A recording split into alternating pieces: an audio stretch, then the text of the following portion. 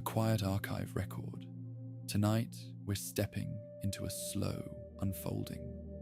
Settle in, let the outside world dissolve, and gently descend into tonight's world. Chuck Norris is a man whose public image grew so large that it started to float above the facts. People repeat jokes, quick lines, and bold claims, as if he belongs to the world of tall tales. But the real story is already powerful. It is the story of a shy kid from a difficult home who found structure, found discipline, found skill, and then built a long life that moved from the Air Force to martial arts schools, from tournament rings to film sets, and from television screens to the strange new folklore of the internet. In this record, we move through his best moments and turning points in a calm documentary voice, while still honoring how legendary his presence became. We will stay grounded in what is known, highlighting the achievements, the iconic roles, and the steady values that made his name endure. Tonight, we go through the life story of Chuck Norris. He began as Carlos Ray Norris, born on March 10th, 1940, in Ryan, Oklahoma. The name Carlos came from a family line, and the middle name Ray was part of the rhythm of American naming in that era, simple and familiar. Ryan was small, the sky was wide, the roads were plain. In small places, the world feels both close and far away at the same time. Close because everyone knows the same streets. Far because the future seems like something that happens in another state, another city, another life. His childhood was not a picture of easy comfort. He has spoken about being shy and insecure as a boy. He has also spoken about family instability and hardship. These details matter because they form the contrast that later makes his story feel larger. A legend is not only about power, a legend is about change. The person becomes something different. The weak spot becomes the strength.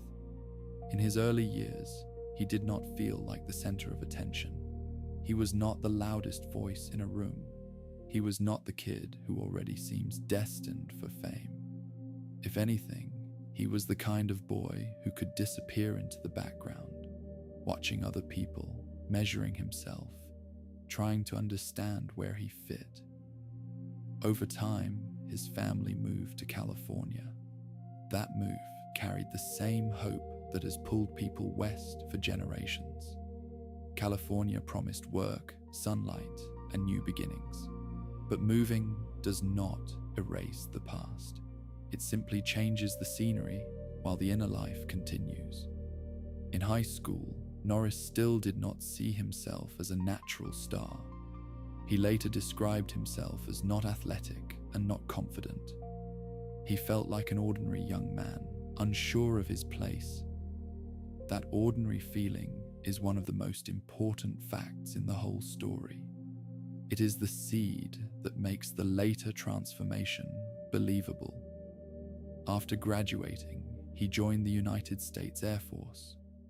It was a common decision for young men of that time, a path that offered structure, pay, and a clear identity. In the Air Force, life is shaped by schedules. There are rules for everything. You wake, you eat, you work, you train. The calendar becomes a spine.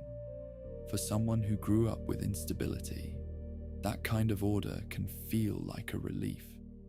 He was stationed at Osan Air Base in South Korea. This is where the first great turning point arrives. A young American airman is suddenly living in a new culture. The air smells different. The language around him is different.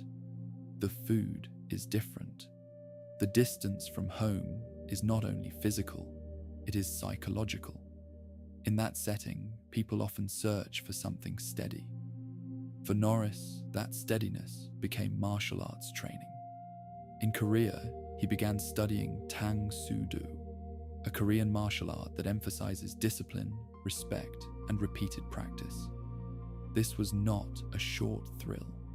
It was a slow change. Martial arts are not learned by reading.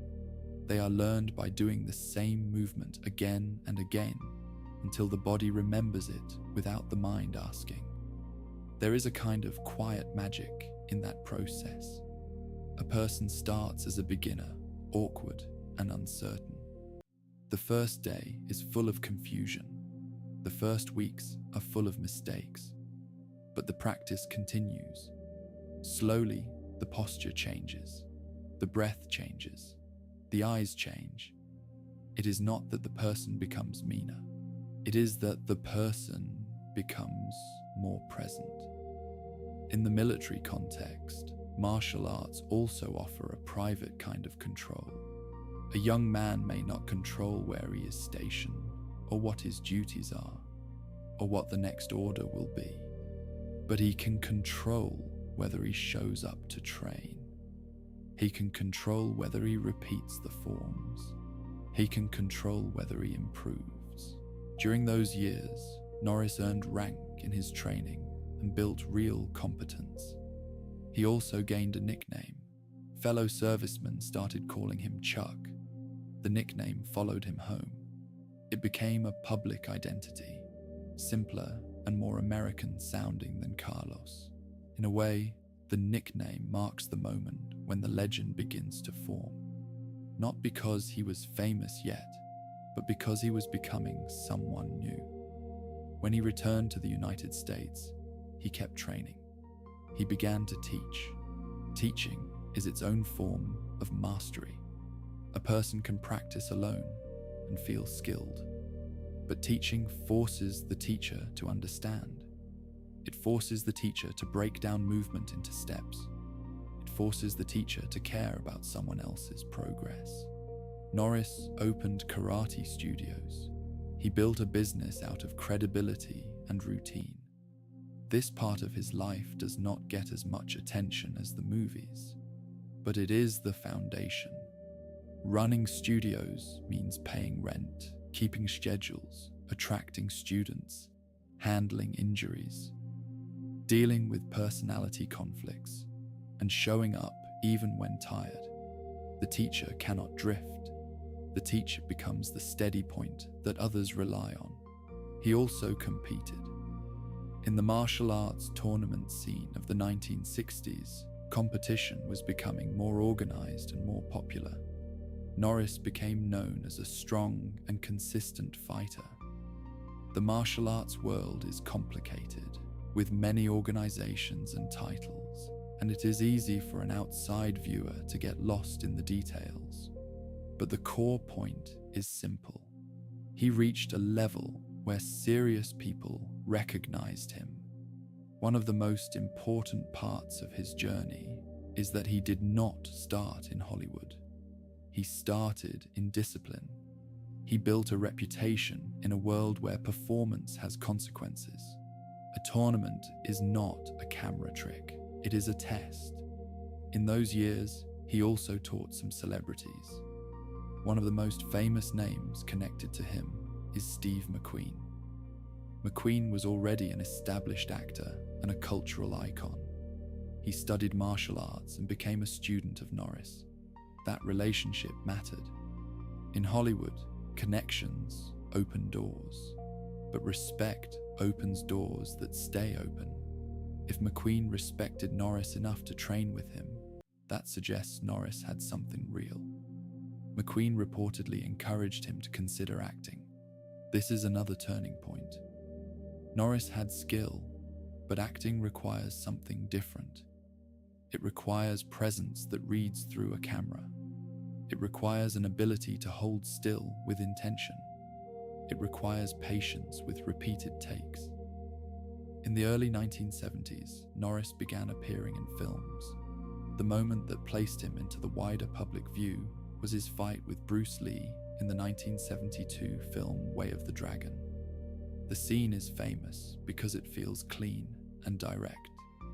Two martial artists meet in a contained space, and the fight is presented with clarity. Bruce Lee was already a legend. To be placed opposite him as a serious opponent was not a casual casting choice. It was a statement. The audience was being told, this man belongs in the ring with Bruce Lee. That single scene, in many ways, gave Norris a stamp that followed him for decades. After that, Norris moved into starring roles in action films. The 1970s and 1980s were decades that loved clear heroes. The world in those films was often corrupt, violent, or unstable. The hero entered like a force of order. He fought back against chaos. Norris fit that era. His screen presence was not flashy. It was controlled. He often played characters who did not speak much.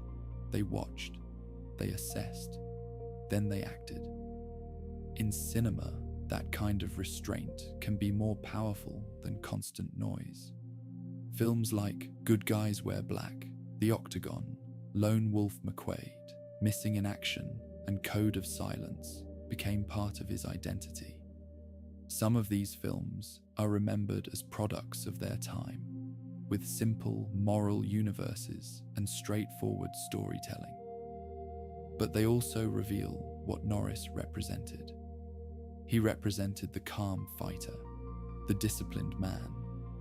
In those roles, the violence is often framed as a tool, not as a pleasure. The hero fights because he must.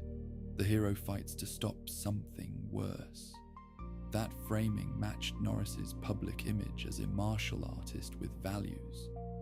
The action genre of the 1980s often leaned into patriotism and themes of justice. Some of Norris's films were tied to anxieties of the period, including the lingering trauma of the Vietnam War and the Cold War sense that enemies were everywhere. It is possible to watch those films today with criticism because the politics can be blunt, but it is also important to understand what the audience felt. Many people wanted a story where someone could act decisively, where bureaucracy could be bypassed, where the innocent could be protected. Norris became a symbol of that desire. At the same time, he continued to work in martial arts beyond acting. He promoted training and discipline. He developed his own martial arts system, Chun Kuk Do, which he described as a blended approach that drew from multiple disciplines. Regardless of how one feels about creating a new label, the act of building a system shows something about his personality. He wanted structure. He wanted a method. He wanted to codify values. As he became more famous, he also began writing. He wrote books about fitness, values, and faith. He spoke publicly about Christianity and about personal responsibility. This is part of what made his persona feel larger than life. He was not only a fighter on screen, he was a public figure who claimed a moral position. Then, in the early 1990s, his career shifted into another gear through television. Walker, Texas Ranger began airing in 1993. The show ran for years. It turned him into a weekly presence in people's homes. Television creates familiarity. A film might be watched once or twice. A long-running series is watched over seasons. It becomes part of routine. It becomes part of family life. The character of Cordell Walker was a Texas Ranger with martial arts skill and a strong moral code. The show was direct. It often had clear lessons. Right and wrong were treated as real. For many viewers, that certainty was comforting. The world outside the television was complicated. The world of Walker was simple enough to rest inside. The hero showed up. The hero did the right thing. The hero protected people. Walker, Texas Ranger, also reinforced Norris's image as a steady, strong protector. That image became so strong that it eventually took a strange turn. In the 2000s, internet culture began turning him into a form of modern folklore. Jokes spread, often called Chuck Norris facts. They were intentionally absurd. They claimed he could do impossible things. They treated him like a force of nature. In older cultures, people told tall tales about heroes who could lift huge objects, wrestle wild beasts, or survive impossible situations. The internet simply built a new campfire and told a new kind of tall tale. The jokes were a kind of exaggerated praise. They did not usually frame him as foolish. They framed him as unstoppable. The fact that the jokes spread so widely tells us something about his image. It had reached a level where it could become myth. Norris reportedly handled this with a degree of humor. He did not try to erase it. In some cases, he leaned into it through commercials and appearances. This is one of the best moments of his later public life, not because it is a great athletic achievement, but because it shows flexibility. Many people fight the way they are seen. Norris learned to ride the wave. Behind the image, life continued. He had marriages, children, responsibilities, and private challenges that do not show up in movie trailers. Public figures often seem like solid statues from a distance, but up close, their lives contain the same kinds of fear and grief that other lives contain. Norris has spoken about family and about the pain that comes when loved ones face illness. Those experiences do not make the legend smaller. They make the person more real. He also became involved in youth programs connected to martial arts and character development. One of the most notable is Kickstart Kids, a program that uses martial arts training in schools to help young people build discipline and avoid negative paths. This kind of work connects directly to his own origin. He found direction in training. He wanted other young people to find the same direction. When people ask for the best moments of Chuck Norris's life, and they want them highlighted in a bigger-than-nature way, the answer is not only the famous fight scenes. It is the moments where he built something durable. The first best moment is the moment a shy young man found discipline and decided to stay with it. The second best moment is the moment he became a teacher and built studios, turning skill into a stable life. The third best moment is the moment he stepped into film history opposite Bruce Lee and held his place. The fourth best moment is the run of action films that placed him among the defining action figures of his era. The fifth best moment is the long television run that made him a steady weekly icon. The sixth best moment is the unusual transformation into internet folklore, a kind of modern myth. And then there are smaller moments, the ones that do not have a headline. The choice to keep training, the choice to keep showing up, the choice to keep a moral identity even when it might be easier to drift. To stay factual, we can avoid exaggeration. The facts are enough. He was not born powerful. He built power. He did not become famous through a single lucky accident. He built a career through a series of steps. Now we can slow the record down and walk through his life decade by decade, like a calm tour of a long road. In the 1940s and 1950s, he was growing up in a changing America. The country was moving through war, then post-war life, then the beginning of a consumer era. Television became more common. Cars became symbols. But in many homes, hardship remained. For a boy in a difficult family situation, the world can feel unstable even when the economy is growing. His move to California placed him in a different environment. California, in those years, carried a myth of its own. It was the land of Hollywood, the land of beaches, the land of possibility. But for a teenager, Possibility can feel like pressure. The question becomes, what will you become? The Air Force years in Korea gave him an answer. He would become a person with a practice. The word practice is important. It is not a single event. It is a daily act. The person who practices becomes someone new slowly. When Norris began training, he would have started with basics, stances, blocks, kicks, the repeated forms, the bow at the beginning and end, the rituals that teach respect. The body learns to hold tension differently. The mind learns to handle discomfort. In martial arts, the student often learns to accept correction. A teacher points out a mistake. The student repeats. The teacher points again. The student repeats again. Over time, the student learns not to take correction as insult. Correction becomes a tool. This is a deep kind of learning. It changes not only the body, but the ego. When he returned to America, he carried this new structure. He opened schools. He trained students. He competed. Competition adds another layer. Training is private. Competition is public. In competition, the student discovers what happens under pressure. Some people freeze. Some people rush. Some people become angry. The disciplined fighter learns to remain calm. Norris gained a reputation for that calm.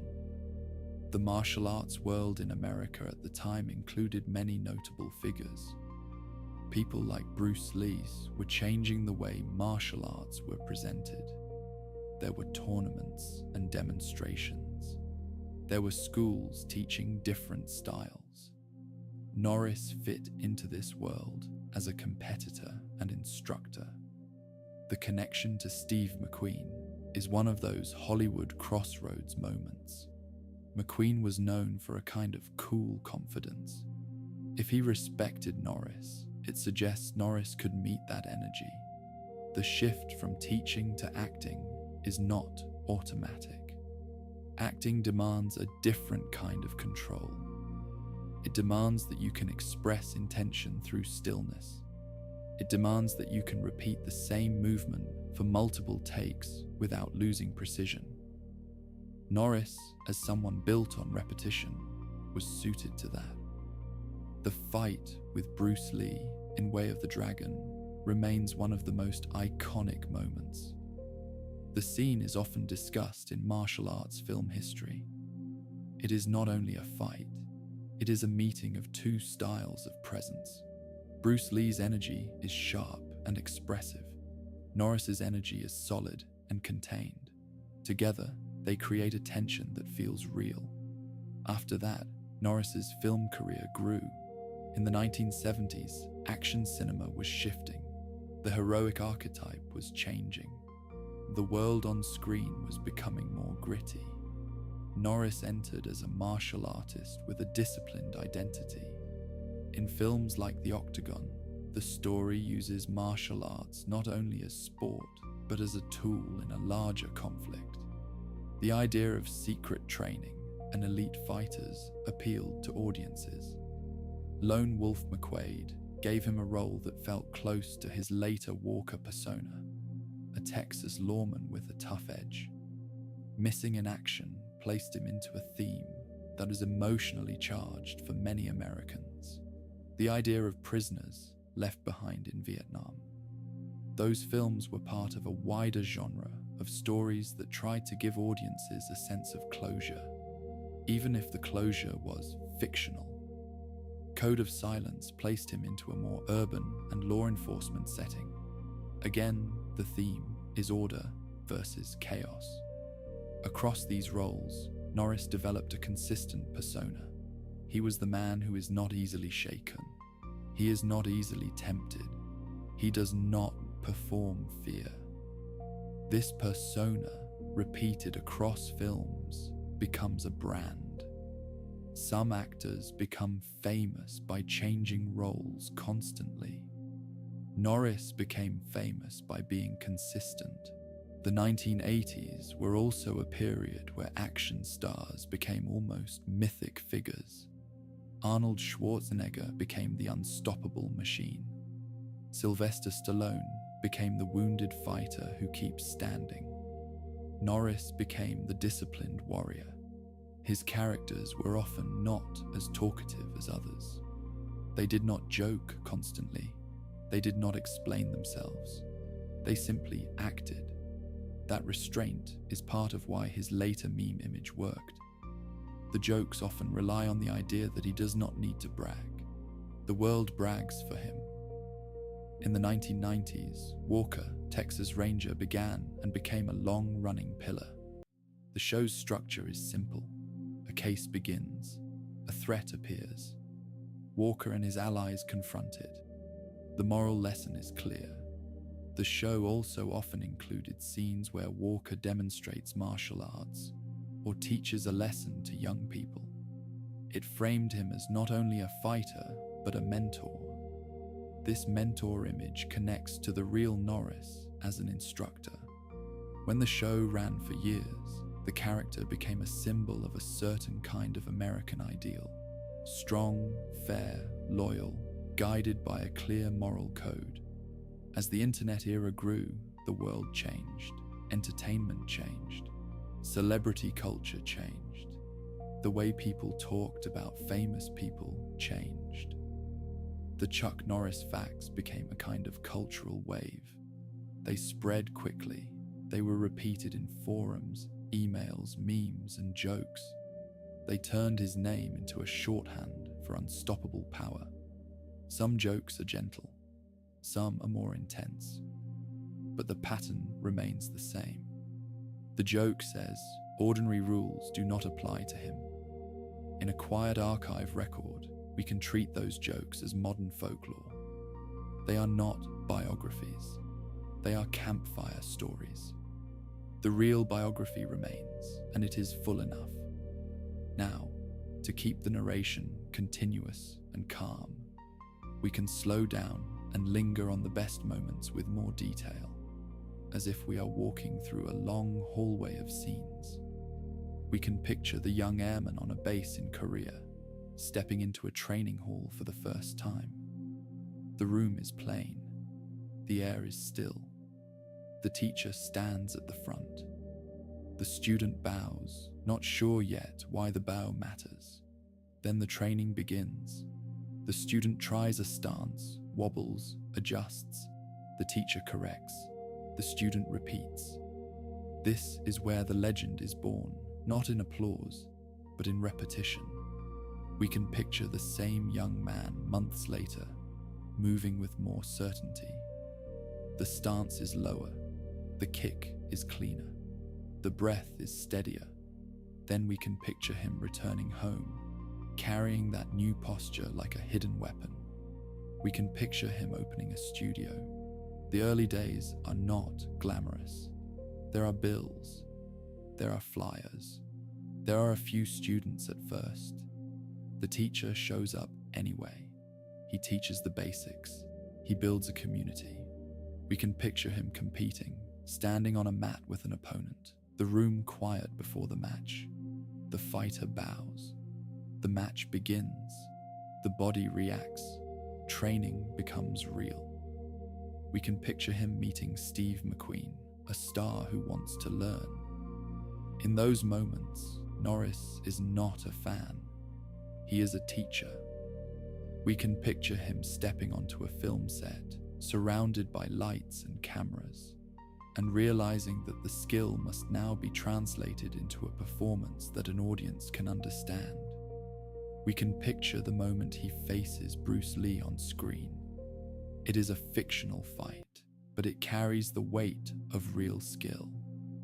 We can picture the later film sets, long days, rehearsals, takes, repeated movement. We can picture the television set of Walker, Texas Ranger, the crew, the routine, the sense of building an episode like building a small machine. We can picture the later years, reading jokes online and choosing to take them with humor. All of these scenes build the legendary shape, A factual account also includes his personal life.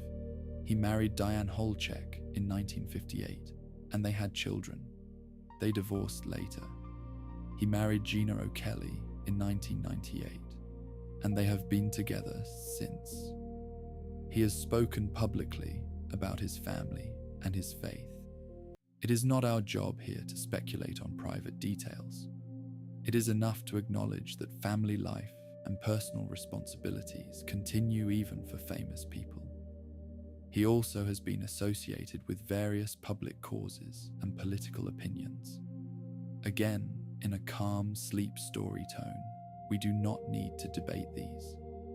We can simply note that he is a public figure who has expressed values and beliefs. In highlighting the best moments, the strongest through line is the transformation from insecurity to discipline. Many people want to be strong. Few people are willing to do the boring work required to become strong. Norris appears to have done that boring work. He trained, he taught, he repeated. This is why his image became durable. Now, to reach the full length of the record, we can expand the story with more detail about the environment of each era and about what the path likely required without inventing false claims. Consider the martial arts boom in the United States. In the 1960s and 1970s, martial arts were still new to many Americans.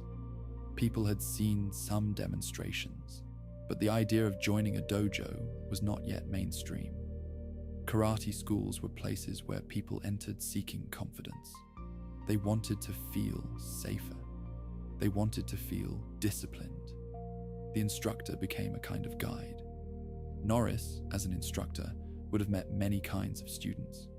Teenagers with restless energy, adults with stress, people seeking self-defense, people seeking a hobby, people seeking a new identity. Teaching those students requires patience. It requires the ability to correct without humiliation. It requires the ability to push people without breaking them. These qualities, patience and steadiness, are part of Norris's legend as much as any kick. In the tournament world, he would have faced other skilled fighters. The matches would have required not only technique, but strategy. A fighter learns to read posture and timing. A fighter learns to remain calm, even when adrenaline rises. That calm is visible in his screen presence later. When he entered acting, he joined an industry that is not built on fairness. Talent matters, but luck matters. Connections matter. Timing matters. Many skilled people never become famous. Norris did.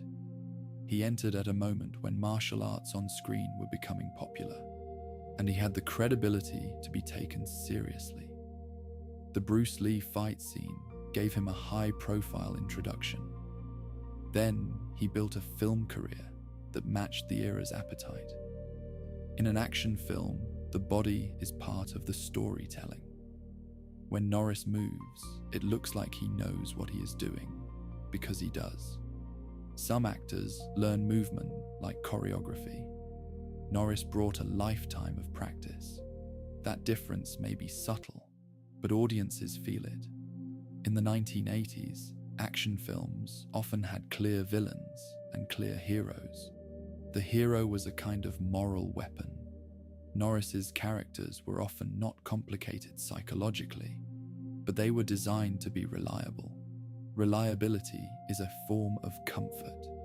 That comfort carried into Walker, Texas Ranger. Walker became a kind of ritual. A viewer could turn on the television and know what sort of world they were entering. A world where the hero cares about children.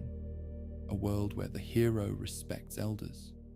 A world where the hero stands up to criminals. A world where justice can still happen. It is easy to call that naive, but it is also easy to see why people loved it. In real life, justice is slow and messy. In the show, it is clear and steady. Now, the later transformation into meme culture is fascinating. In the internet era, fame becomes a new kind of thing. It becomes a raw material for jokes. It becomes a template. The Chuck Norris facts treated him as a template for unstoppable strength. The jokes often use the same structure. They state an impossible claim in a flat tone, as if it were a normal fact. This flat tone matches Norris's restrained screen persona. That is why the jokes fit him so well. If the jokes had been about a flamboyant actor, they would have felt different. But about Norris, they felt oddly natural. He became a kind of modern Paul Bunyan, a folk hero for the digital age.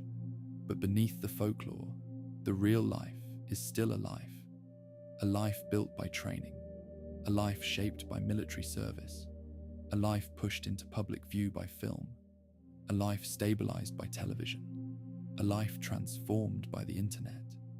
Now, to keep the mood slow and soothing, we can describe the atmosphere of his career without rushing.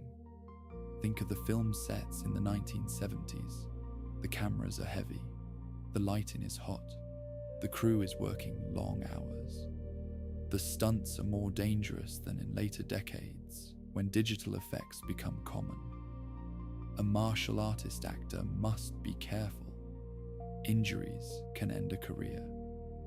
Norris's training would have taught him control, and that control likely helped him remain safe.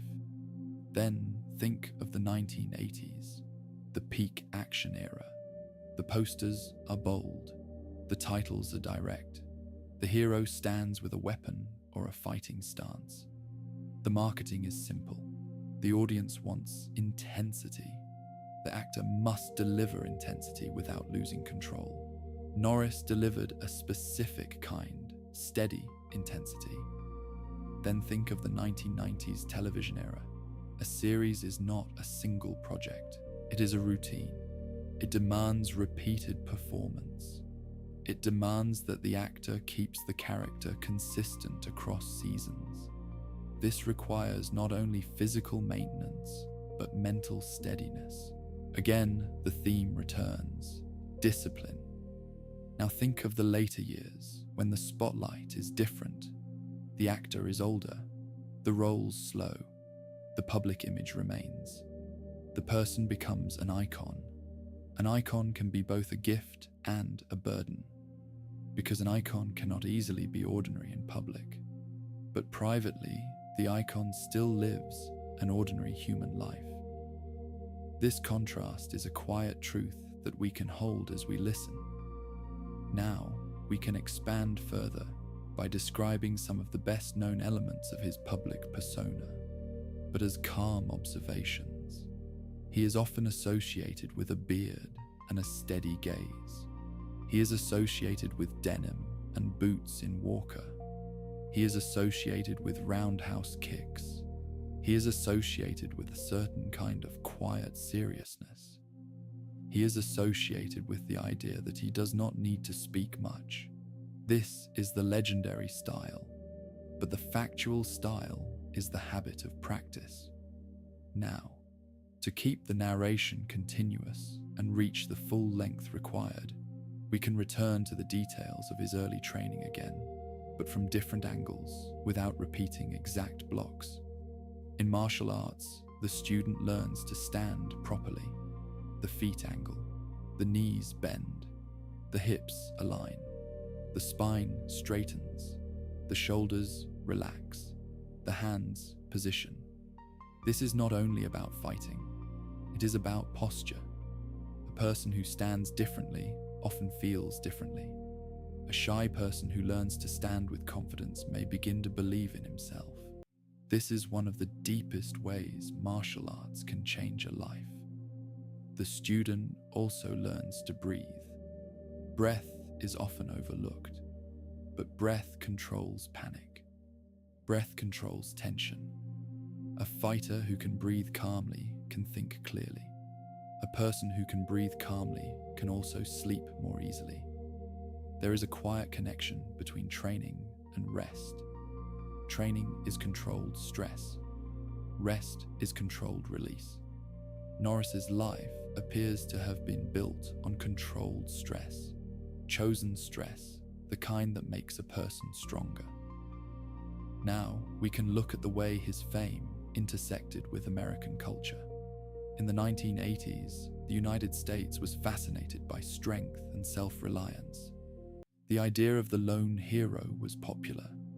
It was not only in movies, it was in politics, advertising, and identity.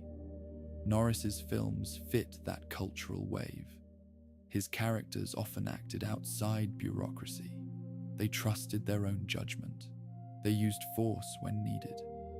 That is a simple fantasy, but it was a fantasy many people wanted. Walker, Texas Ranger, continued that fantasy in a weekly format. The hero is part of law enforcement, but he is also a kind of moral warrior. He fights with his body, but he also speaks about values. This combination is part of why the show became a fixture.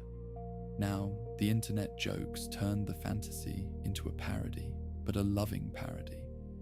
Instead of saying he is strong, the jokes say he is beyond rules. Instead of saying he is skilled, the jokes say he is inevitable. This is how folklore works. It takes a real trait and expands it until it becomes impossible. The real trait in Norris's case was discipline and toughness. Now we can also highlight his charity work again, because it is one of the best moments that is not always discussed. Kickstart Kids is associated with the idea that martial arts can build character in young people. It teaches respect, confidence, and discipline. This is not an abstract idea. In many communities, young people face chaotic environments. They face temptation. They face fear. A structured program can become a lifeline. The fact that Norris put energy into such efforts suggests that he did not see martial arts only as entertainment. He saw it as a tool for building a person. Now, we can continue the narration by revisiting some of his iconic screen moments, not as detailed plot summaries, but as impressions. The image of him stepping forward, calm and ready. The image of him facing multiple opponents without panic. The image of him taking a hit and standing again. The image of him protecting someone weaker. These images repeat across his work. They become part of the cultural memory. Even people who never watched all his films recognize the shape. Now, to keep the tone documentary, we can also mention that he is not the only martial artist actor of his era. The world included Bruce Lee, Jackie Chan, and others, each with different styles. Bruce Lee brought philosophy and speed. Jackie Chan brought humor and creative choreography. Norris brought solidity and discipline. This is a simplified comparison, but it captures the feel. His screen fights often look like a demonstration of fundamentals, clean kicks, direct strikes, controlled movement. That is part of the legendary style. Now, as we move deeper into the record, we can let the story become more atmospheric, describing the feel of decades passing. A young man in uniform becomes a young instructor. A young instructor becomes a tournament champion. A tournament champion becomes an actor. An actor becomes a television star. A television star becomes an icon. An icon becomes folklore. The years pass. The face ages. The name remains. In a calm voice, we can acknowledge that the body changes with time. A martial artist must maintain his body carefully. Injuries accumulate. Training changes. The focus shifts from competition to longevity. Norris appears to have maintained his fitness for many years, which itself is an achievement. Many people can train hard for a short period. Fewer people can maintain a disciplined relationship with their body over decades. This longevity is part of the legend. Now, we can expand further by reflecting on what a legendary reputation does to a person.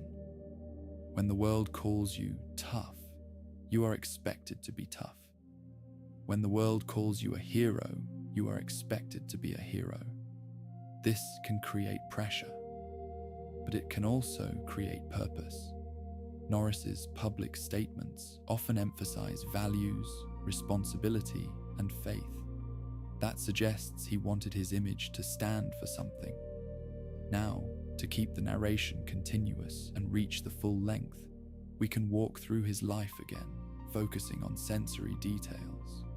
The early years in Oklahoma, the smell of dust and grass, the quiet nights, the move to California, the traffic, the new neighborhoods, the Air Force Base, the sound of boots, the hum of machinery, the training hall, the snap of a uniform sleeve, the soft impact of feet on mats, the studio, the mirror on the wall, the rows of students, the rhythm of counting, the tournament, the crowd noise, the tension of waiting, the film set, the lights, the cameras, the director calling for another take, the television set, the routine, the repetition, the internet era, the glow of a screen, the strange experience of seeing your name turned into a joke that spreads faster than you can follow.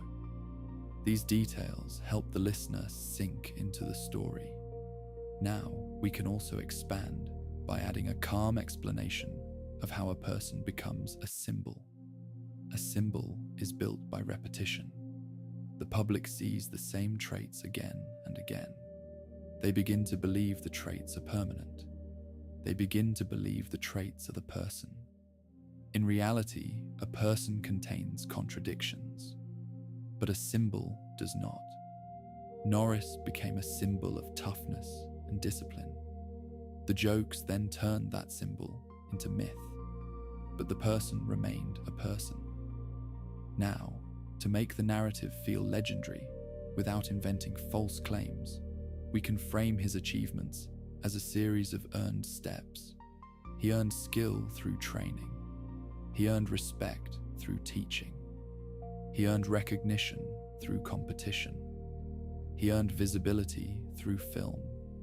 He earned familiarity through television. He earned cultural immortality through folklore. Each step required time. Each step required showing up. This is a legendary pattern because it is rare. Many people quit at the stage where no one is watching. Norris did not. Now we can continue with a calm reflection on why his story appeals to people. It appeals because it suggests transformation is possible. A shy person can become confident. A person from hardship can build stability. A person can take control of his life through discipline. This is a message that remains relevant. Now, as the record approaches its end, we can slow down and gather the themes. The central theme is discipline. Discipline is not harshness. It is a form of love for the future. It is the decision to do the work now so the future can be better. Norris's life shows that kind of discipline. The second theme is steadiness. Steadiness is the ability to remain calm when things change. He moved across eras, from military life to studio life to Hollywood to television to internet culture. He remained recognizable. The third theme is values. Whether one agrees with every public statement he made is not the point. The point is that he presented himself as a person with beliefs. That moral identity became part of his legend. The fourth theme is cultural transformation. A person can become a joke and still be admired. A person can become folklore and still be real. Norris became both. Now we can bring the narration into a softer, more restful cadence. We can imagine the legend as a silhouette on a distant horizon, a steady figure, a a figure that does not move much, a figure that suggests safety. Then we can let the silhouette fade. We can let the story become quiet. We can let the details dissolve. We can let the listener rest. And we can end the record with the same calm certainty that the legend has always suggested. Before we do, we can linger a little longer on a few chapters that deserve more light, because the strongest legends are not only a sequence of famous scenes, they are a chain of habits. One habit is the habit of showing up. If you look at Norris in the years before anyone outside the martial arts world knew his name, the story becomes less about stardom and more about repetition. A karate class does not care if the teacher feels inspired. The class starts when it starts. The students arrive. The teacher steps forward. In that moment, the teacher becomes a kind of anchor. He cannot disappear into mood. He cannot allow his private worries to spill into the training hall. He must be steady. That steadiness, practiced for years, becomes part of a person. Another habit is the habit of humility. Martial arts training, when it is serious, never ends. A person can reach a high level and still be corrected. The body always has small flaws. The timing can always be improved. The mind can always become calmer under stress. Even a champion knows there is another champion somewhere else, and even the champion is still human. In the best training cultures, that reality is accepted. The bow is not theatre. It is a reminder. You can be strong and still be a student. Norris has often been described as disciplined, and in many accounts he has been described as polite and respectful in person. That fits with the idea of a martial artist who views skill as responsibility. Another habit is the habit of control. There is a difference between aggression and control. Aggression is an emotional surge. Control is a decision. The fighter who relies on aggression becomes predictable. The fighter who relies on control can adapt. In film, the audience often sees only the punch and the kick. They do not see the restraint behind it, the ability to stop short in training, the ability to avoid unnecessary harm, the ability to choose when not to fight. In Norris's public image, the fighting is loud, but the control is the deeper trait. It is also worth remembering that he lived through a time when martial arts were changing in America, and he was part of that change.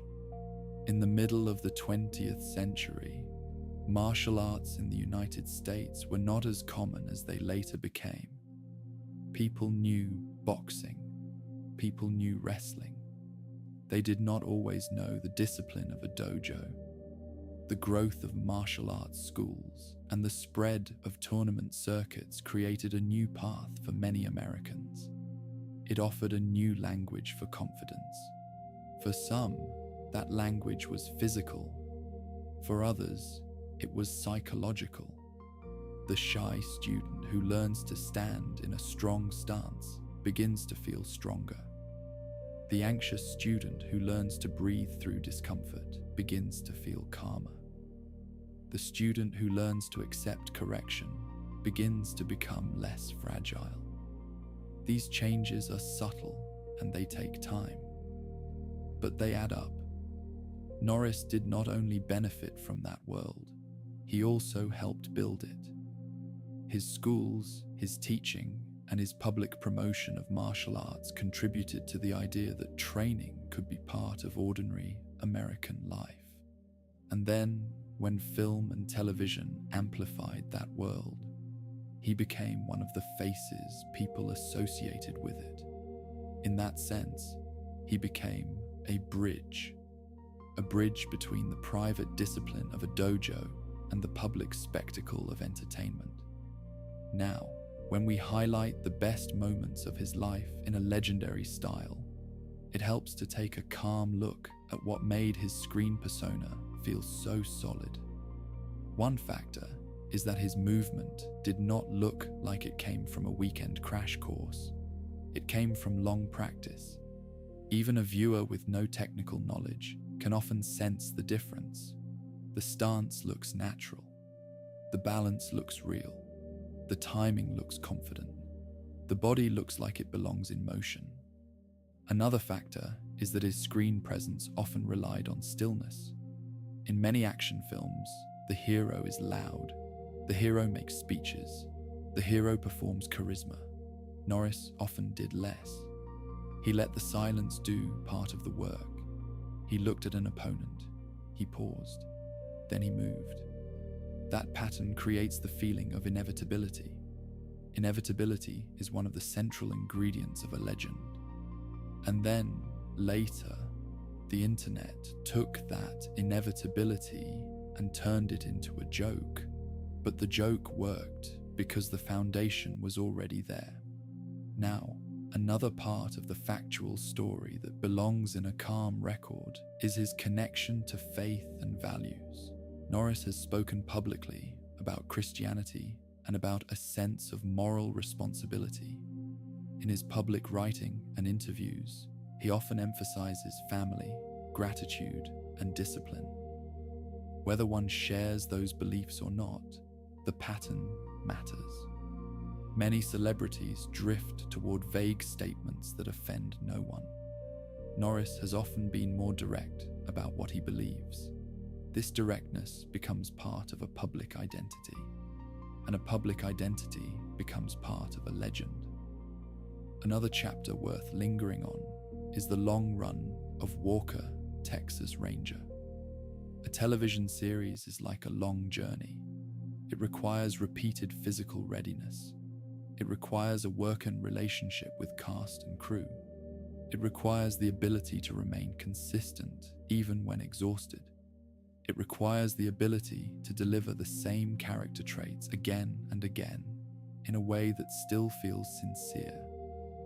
It is easy to mock long-running series for being repetitive, but repetition is also the engine of comfort. People watch a series like that because it provides a stable world. In Walker, the world may include crime and conflict, but the core is stable. The hero will not betray his values. The hero will protect people. The hero will act. That stability, offered week after week, becomes part of why a character becomes iconic. Now, the later years add another layer. Many action stars are defined by a single era. When the era passes, the fame fades. Norris did not disappear. His name stayed present through the strange engine of internet culture. To be turned into a meme is to be transformed by public imagination. It can be cruel. It can also be affectionate. In Norris's case, it often carried a tone of admiration, exaggerated into absurdity. The jokes turned him into a kind of modern folk hero. And folk heroes have a long life because they are easy to remember. They represent a single strong idea. The idea in this case is toughness and calm strength. Now, to keep the record factual, we do not claim impossible things. We do not claim he is beyond human limits. We do not claim he is supernatural. Instead, we claim the truth that is already impressive. A person can become legendary without bending reality. A person can become legendary by bending his own habits, by bending his own fear, by bending his own uncertainty, by bending his own weakness into discipline. This is the kind of legend that can actually be followed. It is a legend that teaches a lesson without needing fantasy. Now, as we drift towards sleep, we can let the images slow. The young airman returning to the training hall. The instructor turning on the lights in a small studio. The competitor waiting for the match. The actor stepping onto a set. The television star repeating the same steady hero for years. The older icon seeing his name turned into folklore. a long road, a steady pace, a life built by practice. And now, as the story settles, we can let the road fade behind us. The name remains like a quiet sign on a distant highway, not because the world is forced to remember, but because the world chose to, because the image was strong, because the work was real, because the discipline was steady, and because a life like that, even told plainly, can feel bigger than nature. There is one more gentle way to see the legend, and it is to see it as a mirror. When people repeat the jokes, they are not only talking about Chuck Norris. They are talking about the kind of strength they wish existed in the world. A strength that is calm, a strength that is clear, a strength that arrives on time and does not panic, a strength that can protect without bragging. The jokes exaggerate that strength into something impossible, but the desire behind the exaggeration is real. Most people live with a quiet fear that when trouble comes, they will not know what to do. They will freeze. They will hesitate. They will lose control. Norris's screen persona answers that fear with a simple image. The hero does not freeze. The hero does not panic. The hero acts. It is a fantasy, yes, but it is also a lesson. The lesson is that calm action is built. It is trained. That is why his real biography matters more than the meme, because the real biography shows the steps. The steps are not mysterious. You show up. You practice. You accept correction. You repeat. You build habits. You build strength. You build control. This is not only martial arts. It is a way of living. And if you look at his life in that light, the best moments are not only the moments on screen, they are the moments of choice. The choice to join the Air Force and leave home. The choice to walk into a training hall in a foreign country and begin. The choice to keep training when the early days were awkward. The choice to teach, to become responsible for others. The choice to compete, to test skill under pressure. The choice to step onto a film set and learn a new craft. The choice to carry a long television series with consistency. The choice to accept the internet folklore with humor instead of bitterness. A life is built from choices like that. Now, as we come to the end of this record, we can also acknowledge the quiet truth that no legend is complete without the passage of time. Time changes the body. Time changes the industry. Time changes what the public wants. Time changes the way stories are told. Norris moved through all of that change. He did not remain a young tournament fighter forever. He did not remain a young action star forever. He grew older, and the roles of his life changed. But his public image remained connected to the same core traits: discipline, control, steadiness. That is why the name endured. If you want to picture the legendary style in one final calm image, picture a door opening into a quiet room. A person steps in. He does not rush. He does not shout. He looks around and understands what is happening. He stands in a balanced stance, not dramatic, just correct. Then he moves, not wildly, not angrily, just with precision. That is the legend. And beneath it, the human story is even simpler. A man built himself through practice. He carried that practice into every part of his life, and the world noticed. Now we can let that image soften. We can let the room fade. We can let the sound of training fade. We can let the sound of film sets fade. We can let the sound of television fade. We can let the noise of jokes fade, until only quiet remains. We can also place his story inside a wider timeline of American entertainment. because it helps explain why his name became so recognizable. In the 1970s, audiences were still learning to read martial arts on screen. The choreography was not yet as common in mainstream films. A clean kick or a fast spinning strike could feel shocking. It looked different from boxing. It looked different from barroom brawls. It looked like a language. Norris arrived in that period with fluency. He did not need to fake it. In the 1980s, action films became a major industry. The stories often simplified the world into strong contrasts. The hero was strong and clear. The enemy was ruthless. The hero restored order. That era created many famous faces, but only a few became symbols. A symbol is someone whose image is easy to recognize, even when the details are forgotten.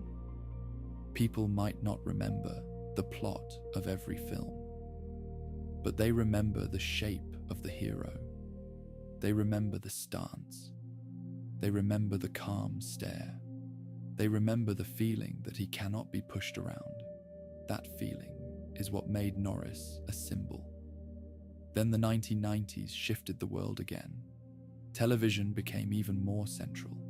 A weekly series could create loyalty that films could not. The hero became part of routine. Walker, Texas Ranger, offered a particular kind of hero for that era. A hero connected to tradition, law, and personal morality. A hero who could fight, but who also tried to guide. This was not a complicated hero, but he was steady. And steadiness in a chaotic decade can be deeply appealing. Then the 2000s and 2010s brought the internet, and the internet changed the way culture recycles faces. The internet compresses a person into an image. It compresses a career into a single joke. It compresses a symbol into a meme. But the meme is not only reduction, it can be a kind of immortality. Because the meme keeps the name alive. It keeps the symbol in circulation. It introduces the symbol to people who were not even alive when the original films were released. That is a strange kind of legacy. It means a person can live in multiple eras at once. The real man lives in his own present. But the image of the man lives in the past, in VHS tapes and reruns. And the joke about the man lives in the present of the internet. This is how legends survive in modern life. And in the middle of all of it, the foundation remains the same. A young man found discipline. He built skill. He built a career. He built a symbol. Now, if we highlight the best moments one last time, we can do it like a calm list, not shouted, but clear. The best moment of the beginning is the moment a shy person chooses to become a student. The best moment of the middle is the moment a skilled student becomes a teacher. The best moment of the public rise is the moment he steps into the world of film and proves he belongs. The best moment of the long run is the moment he becomes a familiar weekly presence, stable and dependable. The best moment of the cultural afterlife is the moment the world turns him into folklore, and the image becomes larger than the facts. And the best moment of the whole story, the quiet moment underneath all the rest, is the habit of practice. Practice is not dramatic. Practice is not exciting. Practice is not a headline. But practice changes a life. It changed his. And it is why his story can be told calmly and still feel legendary. Now we can let the calm hold. We can let the last images fade. We can let the night take over. One final quiet note before we close. When people talk about legends, they often imagine a single dramatic day that creates the legend. A big victory, a big fight, a big role, a big headline. But the strongest legends are usually built in silence. They are built when no one is watching. They are built in empty rooms, early mornings, and ordinary evenings. They are built when the training feels slow. They are built when progress is small. They are built when a person keeps his word to himself. That is the kind of legend this life suggests. Not a legend made of magic, a legend made of steady decisions.